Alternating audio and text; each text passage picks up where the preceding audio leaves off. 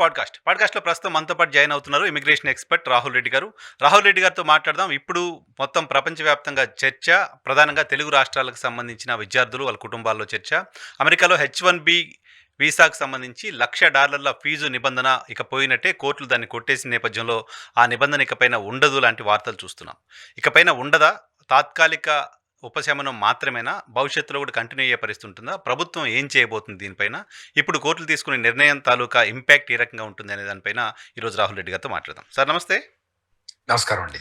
Sir ఏంటి H1B $1,00,000 మర్చిపోవడమేనా? ఇంకా ఏంటి అసలు దీనికి సంబంధించి కోర్టు ఏం చెప్పింది ఒకసారి ఎక్స్ప్లెయిన్ చేస్తారా వ్యూవర్స్కి? ఫస్ట్ మనం హిస్టరీ పోదామండి. సెప్టెంబర్ 2025లో ట్రంప్ అడ్మినిస్ట్రేషన్ ఏం చేసిందంటే, ఎవరైతే బయటి నుంచి యుఎస్కి వస్తారో వాళ్ళందరికి కూడా $100,000 ఫీజు అని ఇంపోజ్ చేసింది అన్నట్టు. అంటే కొత్తగా ఇండియా నుంచి వచ్చే వాళ్ళు కానివ్వండి, లేదా ఇండియాలో స్టక్ అయిన వాళ్ళు కానివ్వండి, తర్వాత ఎవరైనా కౌన్సిలర్ ప్రాసెస్ చేసుకున్న వాళ్ళందరికి కూడా $100,000 ఫీజు అని చేసింది. అయితే దాని గురించి మా దగ్గర 3 కోర్ట్స్ ఉంటాయండి. ఫెడరల్ కోర్టులు 3 ఉంటాయి. ఒకటేమో డిస్ట్రిక్ట్ కోర్టు, సర్క్యూట్ కోర్టు, ఒకటేమో సుప్రీం కోర్టు.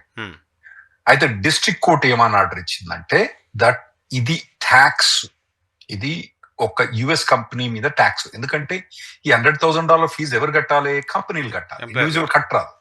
కంపెనీలు కట్టాలి కాబట్టి, ఇండివిజువల్ కట్టరాదు కాబట్టి ఇది ట్యాక్స్. కంపెనీల యుఎస్ కంపెనీ మీద ట్యాక్స్. ట్యాక్స్ అన్నది ఓన్లీ పార్లమెంటే విధించవచ్చు. ప్రెసిడెంట్ కి అథారిటీ లేదు, ఎగ్జిక్యూటివ్ కి అథారిటీ లేదు. కాబట్టి ఇది 100,000 అనేది ట్యాక్స్ కాబట్టి దాన్ని మేము రద్దు చేస్తున్నాం. ఇది ఇల్లీగల్. కాంగ్రెస్ నుంచి తెచ్చుకోండి. కాంగ్రెస్ అంటే మేము పార్లమెంట్ ను కాంగ్రెస్ అంటాం అక్కడ. అయితే ఇప్పుడు వాళ్ళు ఒక ఫీజు ఉంది అనుకోండి, ఒక $200-300 ఎక్కువ వేసింది అనుకోండి. ఎందుకంటే ప్రతి ఏడాది ఇన్ఫ్లేషన్ పెరుగుతుంది కదండి, మనకు ఇన్ఫ్లేషన్ ఉంటుంది, కాస్ట్ ఉంటుంది, అయిన ఉంటుంది. వాటి కోసం వాళ్ళు $200-300 పెంచితే అప్పుడు కోర్టు పెద్ద ఏమేమి అభ్యంతరం వ్యక్తం చేయదు. ఎందుకంటే అది కాస్ట్, వాళ్ళకి ప్రాసెసింగ్ అయ్యే కాస్ట్ కాదు. కానీ ఇది కాస్ట్ కాదు, ట్యాక్స్ వేస్తాను కాబట్టి, ఇది ట్యాక్స్, ఇది వేస్తుంది కాబట్టి, కలెక్షన్ చేస్తుంది కాబట్టి, ఆ కలెక్షన్ అన్నది ట్యాక్స్ అన్నది పార్లమెంట్ ద్వారా పోవాలి అని చెప్పి ఇది లోవర్ కోర్టు. అయితే ట్రంప్ అడ్మినిస్ట్రేషన్ ఏం చేసిందంటే దాన్ని సర్క్యూట్ కోర్టు, అంటే హైయర్ లెవెల్ కోర్టు తీసుకుపోయింది. సర్క్యూట్ కోర్టు ఏం చేసిందంటే టెంపరీగా స్టే ఇచ్చింది. ఏమని స్టే ఇచ్చిందంటే, నువ్వు $100,000 కలెక్ట్ చేసుకోవచ్చు అని చెప్పి టెంపరీగా స్టే ఇచ్చింది. అయితే ఇప్పుడు సర్క్యూట్ కోర్టు ఏమని డిటర్మిన్ చేసిందంటే, వీళ్ళు గెలిచేటట్టు లేరు, ట్రంప్ అడ్మినిస్ట్రేషన్ గెలిచేటట్టు లేరు కాబట్టి ఈ $100,000 తీసేస్తాము. కానీ దీని మీద ఫైనల్ హియరింగ్ ఇంకా కాలేదు. ఫైనల్ హియరింగ్ సర్క్యూట్ కోర్టు ఇంకా జడ్జ్మెంట్ కాలేదు. కానీ ఇది ప్రిలిమినరీ హియరింగ్ ఏమని డిసైడ్ చేసిందంటే, ఇది వీళ్ళు గెలిచినట్టు కనబడతలేరు, ట్యాక్స్ మాదిరి కనబడుతుంది మాకు, కాబట్టి మేము తీసేస్తాం. కాకపోతే ఇది ఫుల్ హియరింగ్ అయిపోయిన తర్వాత మేము తర్వాత డెసిషన్ తీసుకుంటాం దీని మీద అని సర్క్యూట్ కోర్టు చెప్పింది. సో దీని గురించి ట్రంప్ అడ్మినిస్ట్రేషన్ కొన్ని స్టెప్స్ చేసుకోవచ్చు. $100,000 ఫీజు కావాలంటే ఒకటి, సుప్రీం కోర్టు పోయి అక్కడి నుంచి స్టే తీసుకురావచ్చు. సుప్రీం కోర్టు కానీ ఇచ్చటానికి అవకాశం తక్కువ కనబడుతుంది. ఎందుకంటే ఆర్గ్యుమెంట్స్, వాళ్ళు చేసే ఆర్గ్యుమెంట్స్ వ్యాలిడ్ లేవు. ఎందుకంటే $100,000 వాళ్ళు ఏమంటారు, ఫీజు అంటారు. ఫీజు ఎట్లయితే అది $100,000? అది మీరు పెనాల్టీ కానీ ట్యాక్స్ కానీ కలెక్ట్ చేస్తాను కాబట్టి ఫీజు అంటే మీకు అయ్యే ఖర్చు. మీకు ఎందుకైతే $100,000 ఎందుకైతే ఖర్చు? సరే, ఇదివరకు మిగతా ఫైలింగ్ ఫీజులు అన్ని అట్లే ఉన్నాయి. అవి కాకుండా ఇది $100,000 యాడ్ చేయొచ్చు. నార్మల్ గా ఒక H1B ఫైల్ చేయాలంటే ప్రీమియం ప్రాసెస్ అయినతో దాదాపు $4,000-5,000 ఉన్నది. అందులో యాక్చువల్ గా ఫైలింగ్ ఫీజు అనేది ఓన్లీ $600-700 అయినా కానీ మిగతా అన్ని పార్లమెంట్ ఇంపోజ్ చేసిన ఉన్నాయి అన్నట్టు. కానీ $100,000 అన్నది పార్లమెంట్ ఇంపోజ్ చేయలేదు, నువ్వు పట్టుకొస్తున్నావు. నువ్వు నార్మల్ గా అయ్యే ఫీజుకు $100-200 యాడ్ చేసుకుంటే పర్వాలేదు. కాబట్టి ఇది సుప్రీం కోర్టులో కూడా స్టాండ్ అయ్యే ఛాన్స్ కనబడతలేదు మాకు. సర్క్యూట్ కోర్టు కూడా ఫైనల్ హియరింగ్ తర్వాత వాళ్ళ ఫేవర్ ఇచ్చే ఛాన్స్ కనబడతలేదు. తర్వాత కాంగ్రెస్, ఏదైతే పార్లమెంట్ మేము కాంగ్రెస్ అంటామో అక్కడ, అది ట్రంప్ ఫేవర్ గా పాస్ చేయడానికి వాళ్ళ దగ్గర మెజారిటీ లేదు. ఎందుకంటే వాళ్ళకు అప్పర్ హౌస్ లా వాళ్ళకు 60% to 60 ఓట్స్ కావాలి, వాళ్ళకి లేవు అక్కడ. కాంగ్రెస్ లో పాస్ అవుద్ది అనుకుంటే కూడా ఒకేసారి $1,00,000 వేయడాన్ని, దానికి ట్యాక్స్ గా వేయడాన్ని ఒప్పుకునే పరిస్థితి ఉండదు కదా. $1,00,000 ట్యాక్స్ వేయడం అనేది ఇంపాసిబుల్ కదా. అంటే ఇప్పుడు పార్లమెంట్ కి అథారిటీ ఉందండి, అథారిటీ ఉంటుంది, బట్ పాసిబిలిటీ ఉండే కదా సార్ ఒకేసారి $1,00,000 ఫైన్ లేకపోతే అంటే పార్లమెంట్ అంటే ఇదివరకు మనకు ఎన్నో ఫీజులు ఇంపోజ్ చేసిండ్రు. ఇది అన్ఎంప్లాయ్మెంట్ దానికోసం 2,000 దీనికోసం దానికోసం బాగానే ఫీజులు ఇంపోజ్ చేసిండ్రు. మ్మ్. కాంగ్రెస్ కో ఇమిగ్రేషన్ మీద అల్టిమేట్ అథారిటీ చాలా ఉంటది. ఓకే. అయితే కొన్నిట్లో ఇప్పుడు ఏదైతే కాన్స్టిట్యూషన్ అటువంటి ఉన్నాయనుకోండి, ఏది 14th amendment, birth right, citizenship, వాటి మీద లిమిటేషన్ ఉండొచ్చు. కానీ మ్మ్. ఎంత ఫీజు కలెక్ట్ చేయాలి, ఎంత టారిఫ్ ఇంపోజ్ చేయాలన్నది పార్లమెంట్ కు అల్టిమేట్ అథారిటీ. ఓకే. పార్లమెంట్ కాదు. అయితే మీ దగ్గర డివిజన్ వేరే తీరు ఉంటుంది, మా దగ్గర డివిజన్ వేరే తీరు ఉంటుంది. మ్మ్. జ్యూరిస్ప్రుడెన్స్ చదివినప్పుడు ఎట్లుంటదంటే, మీ ఎప్పుడు కూడా జ్యూరిస్ప్రుడెన్స్ చదివినప్పుడు executive, legislative, judiciary 3 separate departments ఉంటాయి. ఓకే. మీ దగ్గర ఏంటంటే executive and legislative law separation కొద్దిగా వేరే తీరు ఉంటుంది. మా దగ్గర ఉండదు. మ్మ్. ఎందుకంటే పార్లమెంట్ లో మెజారిటీ లీడర్ ఎవరు? మీ దగ్గర ప్రైమ్ మినిస్టర్. మ్మ్. మా దగ్గర ప్రెసిడెంట్ పార్లమెంట్ పోనేపోడు, పార్లమెంట్ మెంబరే కాదు. ఓ. తర్వాత క్యాబినెట్ లో కూడా అందరు ఎవరైతే క్యాబినెట్ లో ఉన్నారో ఎవరు కూడా పార్లమెంటేరియన్స్ కాదు. ఓకే. సో అది డిఫరెంట్ గా మా దగ్గర ఎగ్జిక్యూటివ్ అనేది కంప్లీట్ డిఫరెంట్, పార్లమెంట్ అనేది కంప్లీట్ డిఫరెంట్, జ్యుడిషియరీ అనేది కంప్లీట్ డిఫరెంట్. లేదా జ్యుడిషియరీ సపరేట్ ఉంది, కానీ పార్లమెంట్ ఎగ్జిక్యూటివ్ వచ్చే మటుకు కొద్దిగా మిక్స్ మ్యాచ్ ఉంది అన్నట్టు అక్కడ. ఓకే. సో ఇప్పుడు పార్లమెంట్ లో వీళ్ళకు మెజారిటీ 60% ఓట్స్, సెనెట్ లో ఫిల్ బస్టర్ అంటారు అన్నట్టు. అది లేదు వాళ్ళకు. మ్మ్. కాంగ్రెస్ లో పాస్ అయ్యే ఛాన్స్ లేదు. ఇది వీళ్ళు ఏమంటారంటే, కోర్టు ఏమన్నా అంటే, నువ్వు ఏమైనా చేసుకుంటే నువ్వు అక్కడి నుంచి చేసుకో, ఎక్కడి నుంచి చేసుకో, పార్లమెంట్ నుంచి తెచ్చుకో, కానీ నువ్వు సొంతంగా మాత్రం ఎగ్జిక్యూటివ్ ఆర్డర్ ఇచ్చడానికి వీలు లేదు అని చెప్పి. సో ఇప్పుడు సర్క్యూట్ కోర్టు ఎప్పటిలోగా నిర్ణయం చెప్పడానికి సంబంధించిన అవకాశం ఉంది సార్? అక్కడ స్పీడ్ అప్ అవుతుందా, డిలే అవుతుందా? దాదాపుగా 6 నెలల నుంచి 7 నెలలు పడుతుందండి సర్క్యూట్ కోర్టు. మనకి ఇప్పుడు ఈ ప్రిలిమినరీ దాని ద్వారా మనకు అర్థమైందంటే 99% మన ఫేవర్ లే ఉంటుంది ruling. Okay. Okay. Okay. So ఇప్పుడు ఇదివరకు సెప్టెంబర్ 2025 నుంచి ఏవైతే H1Bs అందరు ఆపినరో, కొందరు ఇక్కడ ఆగిపోయిందండి. H1B స్టాంపింగ్ లేకుండా డిలే అయిపోయి ఆగిపోయిన తర్వాత వాళ్ళు H1B ఎక్స్పైర్ అయిపోయింది. ఇప్పుడు కొత్త H1B ఫైల్ చేయాలంటే వాళ్ళకి $100,000 ఇక్కడ ఇండియాలో స్ట్రక్ అయిన వాళ్ళకి. యుఎస్ లో ఉన్న వాళ్ళకి $100,000 ఫీజు అప్లికబుల్ కాదు, బయటకు వచ్చిన వాళ్ళకి $100,000 అప్లికబుల్. సో ఇక్కడ స్ట్రక్ అయిన వాళ్ళకు, తర్వాత మిగతా కంపెనీ కొన్నిటికి కౌన్సిల్ ప్రాసెసింగ్ చేసే వాటి అన్నిటికి కూడా ఇప్పుడు వాళ్ళకు గ్రేట్ రిలీఫ్ అండి వాళ్ళకు. సో ఇప్పుడు ఇండియా బయట H1B కారణంగా ఆగిపోయిన వాళ్ళంతా, యుఎస్ బయట H1B కారణంగా ఆగిపోయిన వాళ్ళంతా ఇప్పుడు ఫ్లై అవ్వచ్చు యుఎస్ కి. ఒక్కటండి, ఇల్లల్కగానే పండుగ కాదు. అందుకే మళ్ళీ ఏదో కండిషన్ చెప్తారని అడుగుతున్నా. ఫస్ట్ ఏంటంటే వీళ్ళు H1B అప్రూవ్ తెచ్చుకోవాలి. తెచ్చుకున్న తర్వాత కంపెనీ పోయి యుఎస్ఏఎస్ నుంచి అప్రూవ్ అవ్వాలి. అది పెద్ద ప్రాబ్లం ఏం కాదు. ఆ తర్వాత కౌన్సిలేట్ అపాయింట్మెంట్స్ అన్నది మనకు పెద్ద ప్రాబ్లం అవుతుంది. అవి దాదాపుగా జూలై ఆగస్ట్ 2027 దాకా అపాయింట్మెంట్ లేవు. అవును, చాలా ప్రాబ్లం ఉంది అది. సో దాన్ని నెక్స్ట్ స్టెప్ మాకు అదే అన్నట్టు, అది ఎట్లా చేయాలన్నది. సో అది చూస్తాను. కొన్ని కోర్టుకు పోతున్నాం, ఇప్పటిదాకా ఏం పెద్ద విక్టరీస్ ఏం రాలే మాకు. ఏమని పోతారు? వీళ్ళకి స్పెషల్ ప్రివిలేజ్ ఇవ్వాలి, వీళ్ళకి ముందుగా ఇవ్వాలని అట్లా ఏమన్నా అడుగుతారా? ఏమని పోతారు? మేము స్పెషల్ ప్రివిలేజ్ ఏమీ అడగలేవండి. నువ్వు ఇది ఇంటెన్షనల్ గా నువ్వు అబ్స్ట్రక్ట్ చేయడానికి ప్రయత్నం చేస్తున్నావు. కాంగ్రెస్ H1B లెజిస్లేషన్ పాస్ చేసినప్పుడు వాళ్ళకి H1B ఇవ్వాలని చెప్పింది. ఇచ్చిన తర్వాత నువ్వు ఇంటెన్షనల్ గా వీళ్ళని అబ్స్ట్రక్ట్ చేస్తావు అని చెప్పి మేము పోతాం. వాళ్ళు ఏమని ఆర్గ్యూ చేస్తారంటే, ప్రెసిడెంట్ కు బార్డర్ మీద అథారిటీ ఉంది. సో బార్డర్ మీద అథారిటీ ఉంది కాబట్టి వాళ్ళని రిస్ట్రిక్షన్ ఇంపోజ్ చేసుకోవచ్చు.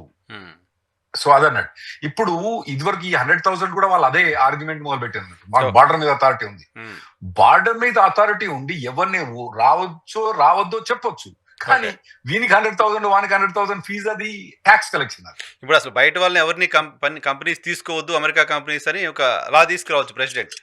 బట్ వచ్చిన వాళ్ళందరిపైన $100,000 వేయాలంటే ఒప్పుకోదు. ఒకటి లా తీసుకురావాలంటే పార్లమెంట్ లో పాస్ కావాలంటే పార్లమెంట్ పాస్, ప్రెసిడెన్షియల్ ఆర్డర్ ఇవ్వలేదు, ఎవరిని రిక్రూట్ చేసుకోవద్దు, అట్లా ఇవ్వరాదు. ఈజీగా ఇవ్వరాదు. ఓకే, వాటి రిస్ట్రిక్షన్స్ ఉంటాయి. లేకపోతే ఎప్పుడో ఇచ్చేవాడు. Okay, major issues birth rate, citizenship దెబ్బపడింది. ఇప్పుడు ఇది $100,000 ఇబ్బంది అయిపోయింది. టారిఫ్ దెబ్బపడింది. అమెరికా సిటిజన్స్ అంతా మీకు అందరికి తలా $2,000 లేదు డబ్బులు కూడా ఇస్తానని చెప్పాడు ఆయన. ఇప్పుడు అవన్నీ వెనక్కిపోయినట్టేనా పాపం? టారిఫ్ నుంచి కలెక్ట్ చేసిన డబ్బులన్నీ మాకు ఇస్తా అన్నాడు.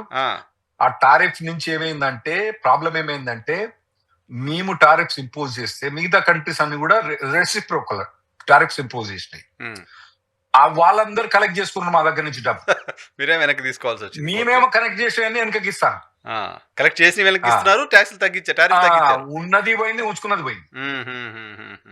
ఆ పరిస్థితికి వచ్చింది అన్నట్టు. సో H1B పాయింట్ ఆఫ్ వ్యూలో ఇప్పుడు ఎంప్లాయీస్ కి అక్కడికి రావాలనుకుంటున్న వాళ్ళకి కావచ్చు, బయట ఇక్కడ ఆగిపోయిన వాళ్ళకి కావచ్చు, ఇంకా ఏం హడిల్స్ ఉన్నాయి సార్, ఇంకేం ప్రాబ్లమ్స్ ఉన్నాయి, వాళ్ళ గురించి, వాళ్ళకున్న ఆందోళన గురించి ఏమైనా అడ్రస్ చేస్తారా? మీకు ట్రంప్ కార్డ్ మీరు పత్తలాడతారండి? తెలియదు సార్ నాకు. పత్తలాడరా? పత్తాలలో జోకర్ ఒకటి ఉంటది అన్నట్టు. జోకర్ అని తెలుసు, వింటాం కదా. ఆ జోకర్ ను దేనికైనా వాడొచ్చు అన్నట్టు. మీరు దాన్ని ఏ డైమండ్ అనొచ్చు, కింగ్ డైమండ్ అనొచ్చు, ఏ స్పెట్ అనొచ్చు, ఏమైనా అంటే అనొచ్చు అన్నట్టు. అయితే మేము యుఎస్ లో దాన్ని ట్రంప్ కార్డ్ అంటాం. ఓకే. దాన్ని అదే ఈ ట్రంప్ తో సంబంధం లేదు. ట్రంప్ కార్డ్ అంటారు. అవును, విన్నాను, ట్రంప్ కార్డ్ అని పదం విన్నాను. సో ట్రంప్ కార్డ్ అంటే అది ఏదైనా వాడొచ్చు అన్నట్టు. ఆ ట్రంప్ కార్డ్ వాడితే ఏదైనా వాడొచ్చు. అది డొనాల్డ్ ట్రంప్ తోటి సంబంధం లేదు. అది మన దగ్గర జోకర్ కార్డు ఉంటది అన్నట్టు. ఆ జోకర్ ను ఎట్లయినా వాడుకోవచ్చు దాన్ని. మీరు దాన్ని ఏమైనా వాడుకోవచ్చు అన్నట్టు. మీరు ఏ స్పెట్ అని చెప్పొచ్చు, కింగ్ స్పెట్ అని చెప్పొచ్చు, టెన్నిస్ స్పెట్ అని చెప్పొచ్చు, ఏమైనా చెప్పుకోవచ్చు అన్నట్టు. అయితే ఈ హర్డిల్స్ అన్నిటికీ కారణం ట్రంప్ అండి. ఈ ఇబ్బందులన్నిటికీ కారణం ట్రంప్ కార్డు. ఇక్కడ ట్రంప్ ఇంట్లో నిజంగా ట్రంపే. President Trump card. President Trump పేరు తగ్గట్టు ఉన్నాడు అన్నట్టు. మనకు ఈ అడ్డుకుంటానికి అన్నిటికీ ఉన్నాడు అన్నట్టు. సో మళ్ళీ వస్తుందేమో $100,000 అనే భయం అయితే ఆల్మోస్ట్ వదిలేసుకోవచ్చు. అవునండి. అంటే నేనైతే 95% సర్టానిటీ ఈ $100,000 మళ్ళీ రాదండి. సుప్రీం కోర్టు కూడా ఇతని ఫేవర్ లో ఇస్తుందని నేను అనుకుంటలేను. తర్వాత సర్క్యూట్ కోర్ట్ అయితే ఆల్రెడీ ప్రిలిమినరీ డిటర్మినేషన్ మన ఫేవర్ లో వచ్చేసింది. ఇంకా ఫైనల్ డిటర్మినేషన్ మన ఫేవర్ వస్తుంది. కాంగ్రెస్ లో అక్కడ ఏది పాస్ చేసినట్టు కనబడతలేదు. ఇంకోటి, మిడ్ టర్మ్ ఎలక్షన్స్ ఉన్నాయి మా దగ్గర. అవును కదా. మిడ్ టర్మ్ ఎలక్షన్స్ ఎప్పుడైతే ఈ నవంబర్ లో అయితే అండి సార్, నవంబర్ లో అయితే మిడ్ టర్మ్ లో ఖచ్చితంగా ట్రంప్ ఓడిపోతాడు. అది జనరల్ గా జరుగుతుంటది ప్రతిసారి. అది 40 ఏళ్ల నుంచి జరుగుతూనే ఉంది. కొత్తగా ట్రంప్ కొత్త ఏం కాదు. కాకపోతే మీరు అన్నట్టు ట్రంప్ మీద ఇరాన్ వార్ మీద వ్యతిరేకత ఉంది. ఇన్ఫ్లేషన్ బాగా పెరిగిపోయింది. ఎందుకంటే రెసిప్రోకల్ మీద మాకేమో టారిఫ్స్ వచ్చినాయి, ఆయన ఇచ్చే 2,000 రాలేదు మాకు. సో ఇట్లా ప్రతి ఒక్కటి కూడా ఇమిగ్రేషన్ మీద కూడా మనకు సుప్రీం కోర్టులో కూడా అన్ని దెబ్బలు తగిలినాయి. సో ఇప్పుడు ట్రంప్ ఇంట్లో మాత్రం ఘోరం ఓడిపోవడానికి ఛాన్స్ ఉంది. అయితే అందులో హౌస్ అంటే లోక్సభ ఖచ్చితంగా ఓడిపోతారని మాకు తెలుసు. రాజ్యసభలో వీళ్లకు 6 సీట్లు ఎక్కువ ఉన్నాయి. ట్రంప్ కి 6 సీట్లు ఎక్కువ ఉంటే ప్రతిసారి ఎవ్రీ 2 years మా దగ్గర 33 రాజ్యసభ అంటే 33 సెనెట్ మెంబర్స్ కు ఓటింగ్ అయింది. 33లో డెమోక్రాట్స్ కనుక 6 మెజారిటీ కనుక తెచ్చుకున్నారు అనుకోండి, వాళ్ళ సీట్స్ అన్ని పెట్టుకుని వాళ్ళ 6 వచ్చింది అనుకోండి, అసలు అది మిరాకిల్ అన్నట్టుగా. అది అవ్వడం చాలా కష్టం. అయితే అందులో కూడా ఏమైందంటే ఇప్పుడు ఒక సెనేటర్ చనిపోయిండు, ఇంకో సెనేటర్ మిచ్ మెక్కానల్ ఉన్నాడు. అతను కంప్లీట్లీ ఇన్కేపబుల్ ఉన్నాడు అన్నట్టు. ఆ గవర్నర్ ఏం చేస్తాడంటే, అంటే అక్కడ ఉన్న చీఫ్ మినిస్టర్ ఏం చేస్తాడంటే ఫోర్స్ చేస్తాడు రిజైన్ చేయమని. సో అక్కడ కూడా రిజైన్ చేస్తే అప్పుడు రిజైన్ చేస్తే ఏమైందంటే గవర్నర్ అపాయింట్మెంట్ చేయొచ్చు అన్నట్టు. అక్కడ ఉన్న చీఫ్ మినిస్టర్ అపాయింట్మెంట్ చేయొచ్చు అన్నట్టు. దగ్గర ప్రతి స్టేట్ కి 2 సెనేటర్లు ఉంటారు. సో అతను ఫోర్స్ చేస్తాడు ఇతన్ని, అరే నాయన నువ్వు ఎక్కడో రా నాయన, మాకు కనబడతలేవు, మా స్టేట్ నువ్వు రిప్రజెంట్ చేయగలుగుతావా, నువ్వు హెల్త్ బాగాలేదంటే నువ్వు పక్కదేరు మరి అని చెప్పి అంటాడు. ఆ 85-86 ఏళ్ళ ముసలైన సెనేటర్ మిచ్ మెక్కానల్ హాస్పిటల్లో ఉన్నాడు. మరి ఆయన రెస్పాండ్ చేస్తాడో పిల్లలు రెస్పాండ్ చేస్తాడో మనకు తెలియదు. సో అది ఎలక్షన్ లో లేదు. సో అది కూడా స్విచ్ అయ్యే ఛాన్స్ ఉంది. ఒక్కొక్క ఎంపీ సీట్ బాగా కౌంట్ అయితే మా దగ్గర. సార్ ఇప్పుడు ఓపీటీ నుంచి H1Bకి మారాలని చూస్తున్న F1 విద్యార్థులకు ఈ కోర్టు డెసిషన్ ఎలాంటి ఇంపాక్ట్ చూపిస్తుంది వాళ్ళపైన? పెద్ద ఇంపాక్ట్ ఏం లేదు వాళ్ళకి. ఇదివరకు కూడా వాళ్ళకి రిస్ట్రిక్షన్ ఏం లేదు. ఇంకోటి ఏంటంటే ఓపీటీ నుంచి H1B వచ్చే వాళ్ళకు కొద్దిగా దెబ్బే అని చెప్పొచ్చు. ఎందుకంటే ఇదివరకు బయట దేశం నుంచి వచ్చే H1 బ్లాక్ అయినాయి లాస్ట్. ఏది మార్చ్ 2026 లో ఎప్పుడైతే మేము లాటరీ అప్లై చేసినామో, మేము ఏది H1B అప్లై చేస్తాం June 30th. ఆ మధ్యలో ఎప్పుడు కూడా మాకు $100,000 రూల్ ఉండే.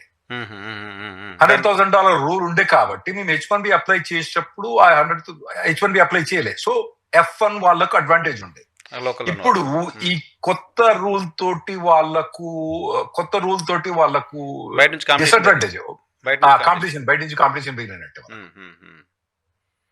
So okay sir, H1B transfer లేకపోతే ఎక్స్టెన్షన్ లేదా అమెండ్మెంట్ ప్లాన్ చేస్తున్న వాళ్ళు ఇప్పుడు ఏం తెలుసుకోవాల్సిన అవసరం ఉంది వాళ్ళకి? ఇప్పుడు ప్రస్తుతం యుఎస్ లో ఉండి H1B ట్రాన్స్ఫర్ అమెండ్మెంట్ ఎక్స్టెన్షన్ చేసే వాళ్ళకి ఇదివరకు కూడా $100,000 అప్లికబుల్ కాదు. కాకపోతే కొందరు ఏమైతుందంటే అండి, టెక్నికల్ గా ఎవరైనా అవుట్ ఆఫ్ స్టేటస్ అయిపోయారు అనుకోండి, ఓకే, వాళ్ళు కౌన్సిలర్ ప్రాసెసింగ్ చేయాలంటే $100,000 ఫీజు అడుగుతారు. అంటే మీకు చిన్న కొన్ని ఎగ్జాంపుల్ చెప్తేనండి, ఒక పర్సన్ జాబ్ పోయింది, జాబ్ పోతే ఏం చేస్తారంటే అతను B2 వీసా చేంజ్ చేసుకుంటాడు. ఓకే, B2 అన్నది 6 నెలలకి ఇస్తారు. వీళ్ళు 6 నెలల దాకా ఆ కేసు డిసైడ్ చేయరు. ఈ లోపల వీడు H1B ఫైల్ చేస్తే, అరే నాయనా నీ H1B ఎప్పుడో ఎక్స్పైర్ అయింది, B2 ఇంకా అప్రూవ్ కాలేదు కాబట్టి నీ H1 నిన్ను కౌన్సిలర్ ప్రాసెసింగ్ ఇస్తా. ఎందుకంటే H1B ట్రాన్స్ఫర్ కానీ చేంజ్ ఆఫ్ స్టేటస్ ఫైల్ చేసినప్పుడు కానీ అతను స్టేటస్ లో ఉండాలి, అప్రూవ్ అయిన స్టేటస్ లో ఉండాలి. ఇది అప్రూవ్ కాలేదు కాబట్టి $100,000 ఇవ్వంటాడు. ఎవడిస్తాడు, ఎక్కడి నుంచి ఇస్తాడు? సో వాడికి జాబ్ పోతుంది, అన్ని పోయి వెనుకకు రావాల్సి వస్తాను వాళ్ళు. అట్లా చాలా మంది వెనుకకు వచ్చిన వాళ్ళు కూడా ఉన్నారు, ఆల్రెడీ RFE వచ్చిన వాళ్ళు కూడా ఉన్నారు. ఇప్పుడు వాళ్ళకి అడ్వాంటేజ్ ఏంటంటే నువ్వు $100,000 ఫీజు పే చేయక్కర్లేదు. సో వాళ్ళ కౌన్సిలర్ ప్రాసెసింగ్ తీసుకొని, ఒకవేళ వాళ్ళకి ఆల్రెడీ వీసా స్టాంపింగ్ వ్యాలిడ్ ఉంటే మళ్ళీ వీసా స్టాంపింగ్ పోవాల్సిన అవసరం లేదు. ఒకవేళ వీసా స్టాంపింగ్ లేకపోతే మళ్ళీ వీసా స్టాంపింగ్ పోయే గండం మాత్రం ఉంటుంది వాళ్ళకు. Okay okay okay okay so ఆ ఫీజు భయంతో H1B ట్రాన్స్ఫర్ ని వాయిదా వేసుకున్న వాళ్ళందరికీ ఇప్పుడు బిగ్ రిలీఫ్ అన్నట్టు. రైట్ అండి. ఇక్కడ ఇండియాలో స్టక్ అయిన వాళ్ళు చాలా మంది, తర్వాత అక్కడ స్టేటస్ ఏమైనా కొద్దిగా వాల్యుయేషన్ ఉన్న వాళ్ళు, అప్పుడప్పుడు ఏమైందంటే అండి, ఇప్పుడు అక్కడ ఏమంటుందంటే level 1, level 2, level 3, level 4 wages అని ఉంటాయి. వానికి ఒక LCA లా వానికి $100,000 శాలరీ అనుకోండి, $1,00,000 శాలరీ అనుకోండి, ఒక్క 1000 తక్కువ ఉన్నా కూడా వాడిని ఏమంటాడు, అరే నువ్వు స్టేటస్ వాల్యూ చేసినావు, ఇండియాకు పోయి రాపోడు అంటాడు. ఓహో, ఒకవేళ కనుక వాడు ఒక 2 వారాలు కనుక, ఇప్పుడు ఒక ప్లేస్ నుంచి ఇంకో ప్లేస్ పోయే ముందే అమెండ్మెంట్ ఫైల్ చేయాలి. ఒక 2-3 రోజుల తర్వాత వాడు లేట్ గా ఫైల్ చేసింది అనుకోండి, $100,000 ఇవ్వమంటాడు. ఇట్లా మమ్మల్ని సకల గోస పెట్టుకున్న ఈ $100,000 ఇప్పుడు మాకు లేదు. సో చివరిగా అసలు మీ అబ్జర్వేషన్ ఏంటి సార్, తెలుగు వాళ్ళకి, పర్టికులర్గా తెలుగు కమ్యూనిటీకి సంబంధించిన వాళ్ళు చాలా మంది మీరు ఇచ్చే సమాచారం కోసం వెయిట్ చేస్తూ ఉంటారు. ఈ కొత్త డెసిషన్ తర్వాత అక్కడ ఉన్న వాళ్ళకు ఇప్పుడు H1B అన్నది మనకు యూజ్ చేసేది 60% మన ఇండియన్సే. అందులో దాదాపుగా 60 అంటే ఓవర్ ఆ 60% మన 35% అంటే దాదాపుగా ఒక 4-5 లక్షల మంది H1 మీద ఉన్నారండి. ఒక 6-7 లక్షల మంది H1 మీద ఉన్నారు ఇప్పుడు. అందులో ఒక 2-3 లక్షల మంది H1B మన తెలుగు వాళ్ళే ఉన్నారు. అయితే వీళ్ళందరికి కూడా నెగటివ్ గా ఎఫెక్ట్ అయ్యేది $100,000 ఫీజు.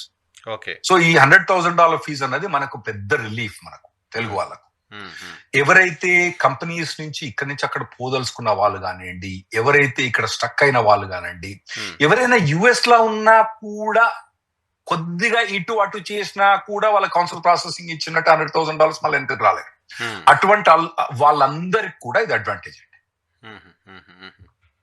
సో విద్యార్థులకు మాత్రం అక్కడ ఆల్రెడీ ఇప్పుడు గ్రాడ్యుయేషన్ ఏదో కంప్లీట్ చేస్తున్న స్టూడెంట్స్ కి మాత్రం కొంచెం ఇబ్బందికరమైన పరిస్థితి వాళ్ళకు ఉండే, కొద్ది ఇబ్బంది అంటే టెంపరీగా వాళ్ళకు, అంటే ఫస్ట్ లాటరీ తగలడంలో ఇబ్బంది, కాకపోతే ముందు ఏవైతే ఆ తర్వాత వాళ్ళు చేసే పడే ఇబ్బందులకు మాత్రం ఇది బెటర్.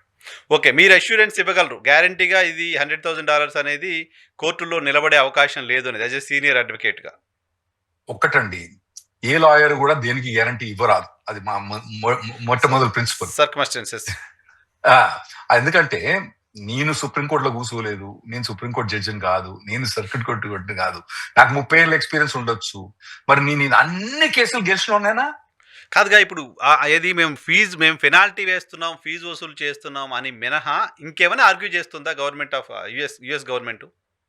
డెఫినెట్ గా వాళ్ళు ఆర్గ్యూ చేస్తారు. వాళ్ళు చేసే ఆర్గ్యుమెంట్, ఇంకేం వ్యాలిడ్ ఆర్గ్యుమెంట్? వాళ్ళు ఏమని ఆర్గ్యూ చేస్తారంటే ఇది ట్యాక్స్ కాదు, ఇది ఫీజు, ఇది ఓన్లీ మాకు బార్డర్ మీద కంట్రోల్ ఉంది కాబట్టి బయట నుంచి వచ్చిన వాళ్ళ మీద ఇంపోజ్ చేస్తాను వాళ్ళు ఆర్గ్యూ చేస్తారు. అది నిలబడే అవకాశం లేదు కోర్టులు ప్రైమరీగానే. నేను మొదటి నుంచి అంటేనే ఉన్నా, లోవర్ కోర్ట్ అన్నది, ఈ సర్క్యూట్ కోర్ట్ అన్నది ఆ సర్క్యూట్ కోర్టు మళ్ళీ సెకండ్ టైం డెసిషన్ చేంజ్ చేసుకోరని నేను గ్యారంటీ ఇవ్వలేను కదా. సుప్రీం కోర్టు డెసిషన్ చేంజ్ చేసుకోలేదని నేను గ్యారంటీ ఇవ్వలేను కదా. కాకపోతే దానికి ఏంటంటే 95 to 99% సర్టానిటీ ఉండదు అని నేను చెప్తున్నా అంతే. 100% ఎప్పుడు చెప్పలేను. వాళ్ళ ఆర్గ్యుమెంట్ అయితే ఇదే, మేము ఫీజు చేస్తాం, బార్డర్ పైన హక్కు ఉంటుంది మాకు, బార్డర్ పైన మాకు హక్కు ఉందని వాళ్ళ. అది కాకుండా ఇంకేమైనా వ్యాలిడ్ ఆర్గ్యుమెంట్ ఉందా అనేది నేను అడుగుతున్నాను మిమ్మల్ని. లేదండి, వాళ్ళకి ఏం ఆర్గ్యుమెంట్ లేదు. ఎందుకు ఇదివరకు కూడా సుప్రీంకోర్టు ఇదే టైప్ డెసిషన్ లో పోయి టారిఫ్ లో కొట్టుకొని వచ్చేసాను. కాకపోతే ఇమిగ్రేషన్ టారిఫ్ కొద్దిగా డిఫరెంట్. మనకు తెలియదు కదా జడ్జిలు ఎట్లా బిహేవ్ చేస్తున్నారు. మాకు బర్త్ రైట్ సిటిజన్షిప్ కూడా డెసిషన్ అన్నది మేము దాదాపుగా 7 to 2 ఎక్స్పెక్ట్ చేసినాం. కాకపోతే మాకు 5.5 to 3.5 వచ్చింది అనుకోవాలి. ఎందుకంటే జస్టిస్ రాబర్ట్స్ ఏదైతే డెసిషన్ ఇచ్చిండో అతను ఏమన్నాడంటే అంటే డెఫినెట్ గా ఇది ఎగ్జిక్యూటివ్ ఆర్డర్ గా చేసేది కాదని చెప్పేసి 6 జస్టిసెస్ చెప్పిండు. అందులో ఒక జస్టిస్ ఏం చెప్పిండు, ఒక ఓపెన్ ఉన్నాడు ఏంటంటే కాంగ్రెస్ మాత్రం అంటే పార్లమెంట్ దీన్ని చేంజ్ చేయొచ్చు అని కూడా చెప్పిండు అన్నట్టు. ఓకే, అంటే మేము ఎక్స్పెక్ట్ చేసింది దాదాపుగా 7 to 2 లేదా 8 to 1 అని మేము ఎక్స్పెక్ట్ చేసినాం. సో ఇప్పుడు 5.5 to 3.5 అనొచ్చు. యాక్చువల్ 6 ఓట్స్ మనకు వచ్చినాయి, కానీ ఒక ఓటు అది పార్లమెంట్ లో పోతే ఆ ఓటు అటు స్విచ్ అయ్యేటట్టు కనబడతాను. ఓకే ఓకే, మా దగ్గర సుప్రీంకోర్టు జస్టిసెస్ ఎవరు ఎట్లుంటారు అన్నది కొద్దిగా మేము మొదలు ప్రెడిక్ట్ చేస్తాం అన్నట్టు.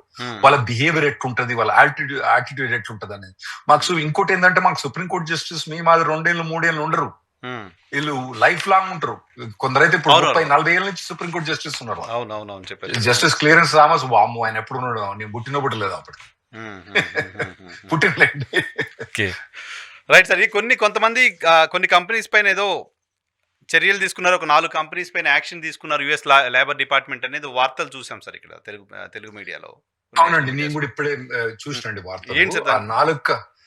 అంటే ఇప్పుడు ఎప్పుడైనా H1B అబ్యూజ్ చేసిన కంపెనీస్ కు 4 కంపెనీస్ కాదండి, ప్రతి వారానికి 2-3 కంపెనీస్ వాళ్ళు బార్ చేస్తూనే ఉంటారు.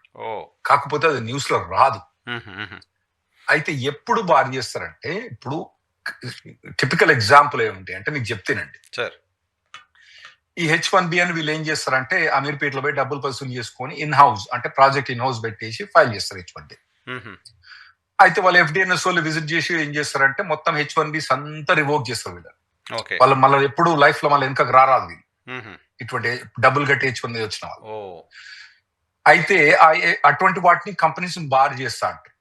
అవి కాకుండా కొందరు ఏం చేస్తారంటే ఫేక్ ఎండ్ క్లయింట్స్ చూపెట్టి, లేదా అంటే ఒక కన్సల్టింగ్ కంపెనీ ఇంకో కన్సల్టింగ్ కంపెనీ వాడు ఇచ్చిపుచ్చుకోవడము, దాన్ని ఏమంటారు మీరు మీ దగ్గర ఏదో అంటారు, ఇచ్చిపుచ్చుకోవడం, quid pro quo, that's a perfect word. మీరు బాగా ఇంగ్లీష్ పదాలు బాగా వాడతారు మీ దగ్గర, మా కన్నా ఎక్కువ తెలుసు, తెలుగు రాష్ట్రాల్లో బాగా పాపులర్. క్విట్ ప్రో కింద వాళ్ళు ఏం చేస్తారంటే H1B ఫైల్ చేస్తారు.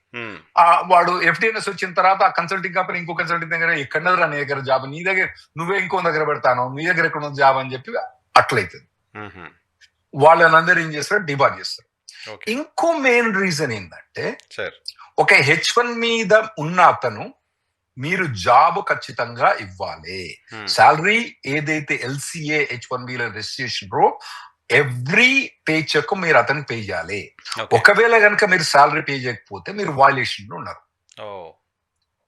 ఇంకోటి, మీరు H1B మీద జాబ్ లేనప్పుడు H1B విత్డ్రా చేసేయండి, సింపుల్. ఇప్పుడు మీకు జాబ్ లేదనుకోండి, విత్డ్రా చేసేయండి. అయితే వీళ్ళు ఏం చేస్తారంటే, కొందరు ఇట్లా తీసుకొచ్చిన వాళ్ళు ఏం చేస్తారంటే, వాళ్ళు జాబ్ లో పెట్టకుండా శాలరీ మీద పెట్టకుండా ఉంటారు. ఎవడో ఒకడు పోయి కంప్లైంట్ చేస్తారు. కంప్లైంట్ చేసినప్పుడు, ఇప్పుడు నరసింహ గారు మీ కంపెనీలో 50 మంది ఉన్నారు అనుకోండి, 50 మందిలో ఒక్కడు కంప్లైంట్ చేస్తే ఆ ఒక్కనే కాకుండా మిగతా 50 మందిని మొత్తం చెక్ చేస్తారు.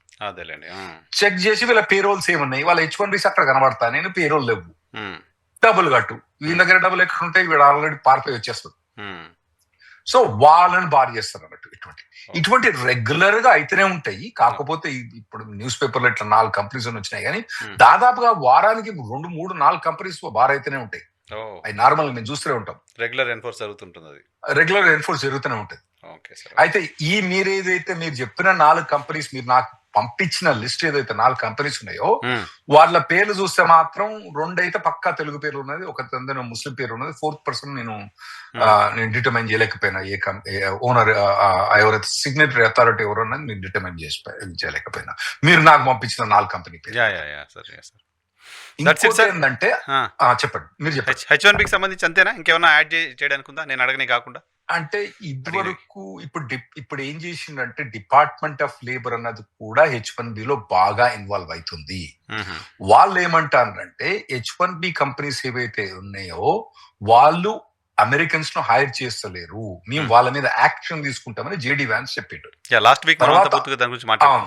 Office of the inspector general ఇది డిపార్ట్మెంట్ ఆఫ్ లేబర్ అతను కూడా ప్రెస్ రిలీజ్ కూడా వాళ్ళు H1B visa fraud and human trafficking అంటారు. ఓ, హ్యూమన్ ట్రాఫికింగ్ కింద వచ్చి వాళ్ళు మేము దీన్ని ఇన్వెస్టిగేషన్ చేస్తాము అని చెప్పి. అయితే వాళ్ళు చేసిన అఫీషియల్ ప్రెస్ రిలీజ్ లో ఏదైతే వాళ్ళ అఫీషియల్ దాంట్లో ఏ కంపెనీ పేరు కూడా చెప్పలేదు.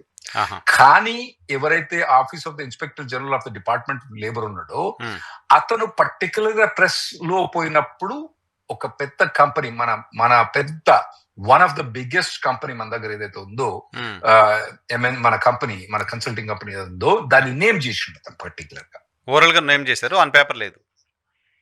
ఓవరాల్ గా పే చేసిండు, అది అందరు ప్రెస్ రిలీజ్ అయింది. సో దాని వల్ల నెగిటివ్ ఎఫెక్ట్ ఏముంటదంటే వాళ్ళకు ఫార్మ్ లేబర్స్ అవి అప్రూవ్ అవ్వటానికి ఛాన్స్ చాలా తక్కువ. వాళ్ళు ఆల్రెడీ మాకు తెలిసిన ఇన్ఫర్మేషన్ వాళ్ళు ఏంటంటే ఫార్మ్ లేబర్ అవన్నీ ఏం ఇప్పుడు ఫైల్ చేస్తలేరు. అంటే ఏంటంటే 6 years తర్వాత వాళ్ళకి H1B ఉండదు, వెనుకకు వచ్చేయాల్సి వస్తుంది. సో ఇటువంటి ఇబ్బందులు ఆ కంపెనీకి పెట్టే ఛాన్స్. చాలా పెద్ద కంపెనీ సార్ అది. చాలా పెద్ద కంపెనీ, చాలా పెద్ద కంపెనీ. గ్రీన్ కార్డ్ తీసుకోవచ్చు వాళ్ళు, అంటే అతను చెప్పిన నేమ్ కాగ్నిజెంట్ కదా. అయితే కాగ్నిజెంట్ నార్మల్ గా లేబర్ సర్టిఫికేషన్స్ ఇవన్నీ మంచి ఫేవరబుల్ గా చేస్తుంది కంపెనీ, నాకైతే మంచి కంపెనీ అని అనిపిస్తుంది. అతను నేమ్ చేసిండు దాని మీద రిస్ట్రిక్షన్. సో దాని వల్ల office of the inspector general of the department of labour కాబట్టి వాళ్ళకు ఫార్మ్ అప్లికేషన్స్ అప్రూవ్ కావాలన్నది చాలా ఇబ్బందులు పడే ఛాన్స్. అంటే వాళ్ళ అలిగేషన్ ఏంటంటే ఈ కంపెనీస్ ఏవైతే ఉన్నాయో వాళ్ళైతే ఇన్వెస్టిగేషన్ చేస్తారో వాళ్ళు అమెరికన్ ఎంప్లాయీస్ ను హైర్ చేస్తలేరు, ఓన్లీ ఇండియన్ ఎంప్లాయీస్ హైర్ చేస్తారు. అయితే వీళ్ళు ఏం చేస్తారంటే వాళ్ళు నెంబర్ 1 ఏం చేస్తారంటే వాళ్ళు స్టాట్స్ అడుగుతారండి. ఫస్ట్ మీ దగ్గర ఎంతమంది ఎంప్లాయీస్ ఉన్నారు, ఎంతమంది H1B ఉన్నారు, ఎంతమంది ఎలిమెంట్. అంటే ఈ కాగ్నిజెంట్ గురించి నేను చెప్తలేను, కానీ కొన్ని కన్సల్టింగ్ కంపెనీస్ అయితే చిన్న కన్సల్టింగ్ కంపెనీస్ అయితే 200 ఎంప్లాయీస్ ఉంటే వాడు 200 ఎంప్లాయీస్ H1B ఉంటారు, ఒక్కడు తప్ప వాడు ఒక ఓనర్ తప్పితే వాడు కూడా ఇండియనే. సో అట్లుంటారు అన్నట్టు. సో వాళ్ళ మీద ఇప్పుడు ఎక్కువ ఇన్వెస్టిగేషన్స్ అవే ఛాన్స్ ఉంటాయి. Okay, right sir. Thank you very much Rahul Reddy గారు, మాకు సమయం కేటాయించినందుకు. ఇది రాహుల్ రెడ్డి గారితో స్పెషల్ పాడ్కాస్ట్ అన్న H1B ఎపిసోడ్కి సంబంధించి చాలా అపోహలు, చాలా ఆందోళనలు ఉన్నాయి చాలామందికి ఉద్యోగులకి. వాటన్నిటిని క్లియర్ చేసే ప్రయత్నం ఈ ఎపిసోడ్లో చేశాం. Thank you.